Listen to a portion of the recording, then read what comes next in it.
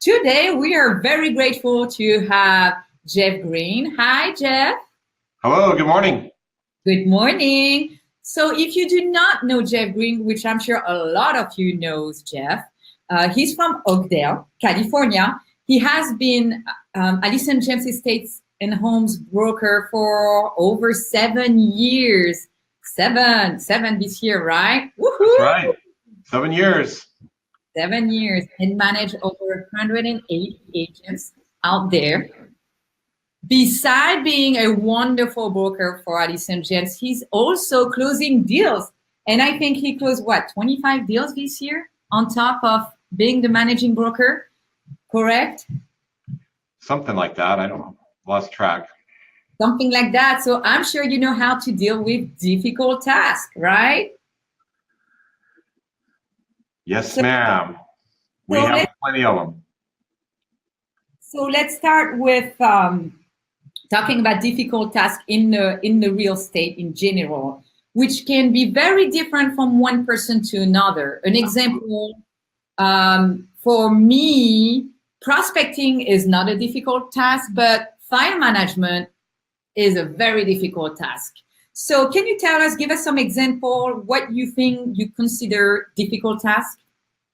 Yeah, there's a lot of them. Like one of the most difficult tasks is giving your client bad news. So it could be the deal isn't going to close, or maybe you've been in a multiple offer situation, you get beat out on a multiple offer. Or it could be just dealing with a really difficult client. There's some clients that just they'll grind on you every time you got on a phone call with them or meet with them, and they're tough to deal with sometimes. So it's really difficult, and sometimes people put that off, and it becomes like a painful experience for them. So you think dealing with problem and conflict between clients is like top priority for the agent when it comes to difficult tasks? Yeah, conflict, and then there's also everybody has their certain type of activity or part of the job that they just can't stand or can't get motivated on. And sometimes those are kind of like just the pot on the stove that's about to boil over all the time and make a mess. You know, you just kind of neglect it, and agents have trouble with that. And sometimes the bigger problems are the result of not handling the smaller problem.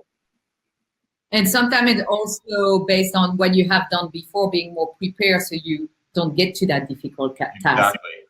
What kind of skills are necessary to overcome difficult times? One of the biggest skills is to just kind of decide, I'm going to solve this problem now. I'm going to take charge of it. Because if you don't take charge of the problem's going to take charge of you. So what you want to do is the most difficult things during the day, you should actually prioritize them and do them first. That's one skill. Another important skill on difficult problems is learning when to escalate. You know, we all in our company, we have great brokers. We have a great corporate team. I see some agents that they get buried in like 5 or 6 hours trying to figure out some tech problem, and the answer is only 5 minutes away. You know, on our SkySlope system, we have tech support 24 hours a day. So escalating and knowing when to get some help, when to say, hey, I need a lifeline here, I need some support. And those are two things that I think are really helpful. Assigning tasks to the people that know how to fix the problem and not trying to do it yourself. Yeah, and sometimes people fall into like a hole, and they can't get out. They want to solve the problem. They're so focused on the problem that they don't look outside for extra help. So can you give us an example, like you were saying earlier, with like a client, like a problem, or something's happening with a client? How should you handle it? Like analyze it and maybe figure out, okay, this is maybe needs to be direct more to escrow, so I'm not going to deal with it, or this is more related to inspection. I need to make sure I don't try to resolve the problem, but I need to connect the inspection people to the problem. Right. Yeah. And I would say one of the most important things in a transaction is when you start, you want to identify with your client who's responsible for what in the transaction. Because what happens is we, as the real estate agent, we're kind of considered like we're in charge of everything, and we're not. And if you don't clearly delineate who is responsible for each task, that's really it can become a problem. And some agents make the mistake of answering on behalf of title and escrow and lending. So a good way to remember this, when you start a transaction, you can say, a real estate transaction is like a three-leg table. In our area in Northern California, title and escrow are combined. You can say in Southern California, a four-leg table because they're separate. So we say there's title, there's escrow, there's lending, and then there's what the real estate agent does. And when you start, explain to everybody what you do. Now, if I have a question about title or preliminary report or something that doesn't make sense, I'm not going to answer that question. I'm going to get the escrow officer involved. If it's a question about an inspection, we're going to talk to the inspector. You should never say, well, I read the report and it means this. Don't interpret anything.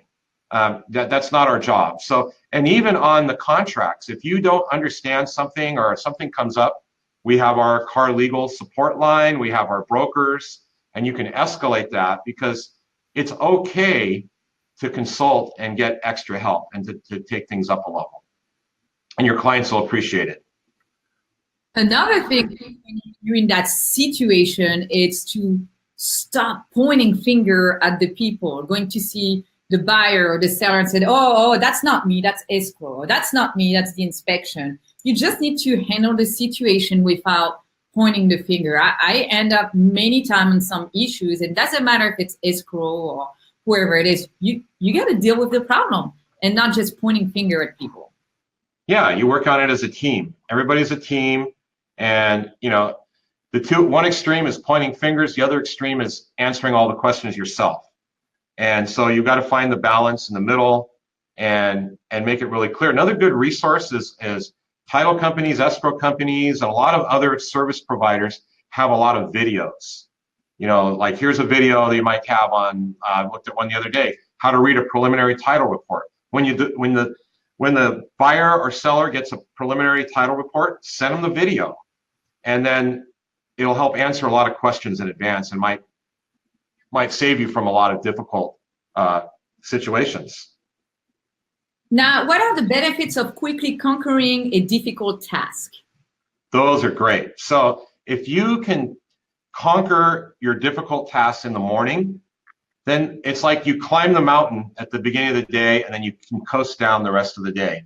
What's terrible is waiting for the end of the day and you've got this big, huge mountain of problems and you're already tired because you're doing everything else through the day, and then it's the end of the day, you climb this big mountain and everybody else is tired, they're not in the freshest frame of mind, and at the end of the day you just collapse. And then I just had this problem, and you go home, you bring it with you, and you're not the best for your family or not even for your dog. Your dog won't even like you if you come home in a bad mood. So just solve those problems early, and the rest of the day will be enjoyable and pleasant. The other thing is, if you start on them early and they take you longer, you've got more hours of day when business is open, and you can escalate, you can dig further and get them resolved by the end of the day. Because if you wait till the end of the day, then you could possibly lose another day on the escrow calendar, and you start losing days, and pretty soon, before you know it, you're closing late and nobody's happy.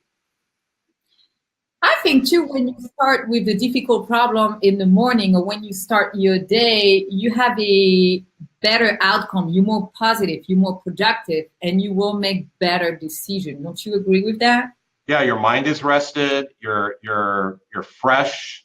So it just needs to be, the problem, you need to look at the problem or the challenge as an opportunity to your reward. You have a reward. The reward for that is getting through it. And once you get that reward, you focus on it and say, hey, wow, at the end of this, now I have this, I'm going to have a great rest of the day. So set that up as your own personal reward, and it'll be very, very motivating. Yeah, because it gets easier as the days go if you deal with the difficult task first. Exactly. It can happen for me if a difficult task comes during the day, not to deal with it because it's the end of the day and wait the next day. Because then you got to think about it all night long, and you don't have pleasant dreams. You start dreaming about your escrows. I don't know if you've ever had a dream about an escrow. I have, and they're not usually the warm fuzzy, floating on the clouds kind of dream. They're like, oh, I didn't solve that problem. Wow, what am I going to do now? You lose sleep and you lose energy and you lose happiness, and it's not worth it. No, it's not. Now, do you personally have any quotes or motto you do live by to help you to go through the day? Yeah, well, I have several that I like to use. When I'm identifying a problem, I have a rule. Don't make your problem my problem. Now, that's not for my client. That's for somebody who's not, if I'm getting into a conflict or something about, let's say somebody on the other side of the deal didn't do their job, of course, I'm going to end up helping them solve it, but I want to make sure that I understand whose problem it is and who's responsible for it. So somebody shouldn't make their problem my problem just to excuse themselves from it. That's one of the mottos that I have. I also want to live by the motto of win-win. So a lot of people, they solve problems by wanting to be the winner and getting the credit. Look what I did. I solved this problem. I'm better than everybody else. And they don't come up with a win-win scenario. And somebody leaves that interaction without their dignity intact. And that's just not good. That's planting seeds for problems in the future. So you always want to think win-win, and you want to think like you want to identify who the players are and solve the problems accordingly. Yeah, I don't think it's too much about the win-win. I think it's also more about caring about your client and not just to win the day, right? Make sure. Yeah, for sure. I'm not talking about with your client. I'm talking about like with the other agent. So if you're in a conflict with another agent, with it's our client, the client always wins. That's what we do. But if it's the other agent, you see the agent that puffs up and says, I'm gonna give you a lesson. I'm gonna school you in how to do real estate. I had an agent in a transaction recently, and she was with another person on the other side, and the other person said, I've been in the business 30 years. And they kept saying that, and I said, well, you know what that really means? It means they're saying, I'm going to tell you what to do. So watch out for that agent. They may or may not be experienced just because they've been in the business that long. They may be great, they may not, but you really don't need to bully somebody or leverage your time in the business. You need to work together and have a win-win solution, especially with negotiations, repairs. Dealing with repairs, that's always a touchy subject. So you want to work together and get along and have a good relationship. Yes, because having an attitude is not helping your client. And that's what I think real estate agents should analyze when they're talking to each other. You're here to help each other and you're here to close the deal. And having an attitude and trying to be better than the other is really not helping anyone in the situation. And they should just look more at just team up than being better than the other. And always remember, you may have another deal with that agent. You may be they may have written an offer on your listing. You may write an offer on their listing. And what are they going to say to you when they get your offer? Oh, this guy's a hothead. I don't want to deal with him. That's the way I feel when I see your name, Jeff. I'm like, oh no, Jeff again, no. Thank you. That's the nicest thing you've ever said about me. I know. 7 years. 7 years, that's the only compliment. I said one earlier. Oh, okay. I wrote it down here too. I wrote all your compliments here. A full book of it. Yeah. When it comes to successful overcoming tough time in your career, do you celebrate your accomplishment? Oh yeah, I always celebrate my wins. Usually after something really great, I always have somebody that I can talk to. I have an A list of people, and we're committed to sharing success. So I call somebody and say, hey, this just happened. And it's a group of people. We're not bragging or acting like we're great, but we say, hey, I just want to share a win. This happened. And sometimes that really helps the other person because they're going through a tough time. So I would say every agent, you need a group of people you can share your wins with, talk about it. And sometimes if it's really significant, sometimes I'll say to my wife, hey, let's go out and have dinner. I want to celebrate this. I want to physically celebrate this. I want to have a nice time and remember what happened. today because it was a great day. Yeah, there's nothing wrong with feeling good about accomplishing something. Yeah, it's absolutely phenomenal. Yeah. Now, do you think real estate agents should use a system to deal with difficult tasks, like we talked earlier, like difficult tasks first? Like I know I do journal in the morning. I do about an hour of doing journal every morning, and I like color code red and green what's important, what I need to accomplish. Do you think real estate agents should have this type of system to be more successful with dealing with difficult tasks? Is that what you do? Yeah, I do. I even follow. I don't think that's a good idea. No, I'm kidding. I think you should have a system like that. I don't think everybody's the same. Like some people are not, they're not like for you, that's like a kinesthetic thing. You take your mental energy and you transfer it into writing or typing or however you do it. Some people, they need to do, maybe some people meditate, they sit down and they, everybody has their system, but you have to have a way to take what's inside your brain and transfer it outside of your brain so you can kind of get above it and look at it. Because otherwise you just become the participant in your own drama forever and you don't become the director. So the director sits back in their chair and they look at the whole scene of what's going on. And that's really kind of what you're doing when you're journaling. You're taking down what's going on. You're the director. You can look at it. You can assess. You can understand what's going on. And everybody should have something like that in their life, whether it's a mastermind group, whether it's journaling, whether it's meditating, or it might be writing letters to people or emailing people that talking about what's going on or chatting, whatever. But you should have a system really important to get this energy that you have in another format so you can analyze it and assess it. Now, last question, and remember to all the audience, if you have any question for Jeff Green, go ahead and type it and we will read your question in a minute. My last question is, when you come to a difficult task, do you think it's good to also have a mentor or someone you can just pick up? Like you just said, sometimes the difficult tasks come to you, you just need a breather, needs to meditate, needs to step back. Do you think it's important to maybe have someone to call or a mentor who is in the same business, that to make sure that that mentor does not have an attitude, is very humble and can help you to get through it? Is that something you do or you suggest people to do? Absolutely, and there's all kinds of mentor opportunities. Like our company has them. Our brokers function like that.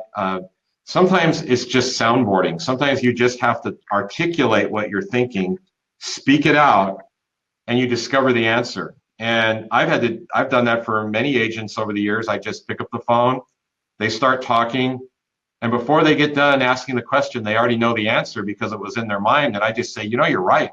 You're absolutely right. Because so there's something about talking through an issue that it takes the emotions out of it a little bit, and you can analyze and really get a good answer. So yeah, absolutely, I agree with that. Hey, well, I wish everybody the best in conquering your most difficult problems in your career. And that's, if you don't have any problems, you don't have a real estate career. There's going to be challenges, and your ability to overcome big challenges is what's going to set you apart and make you a great agent. Jeff, thank you very much for being part of the show. We love you all here at Allison Gems. Thank you. Back at you. Have a good day. Bye, everyone. All right. Bye.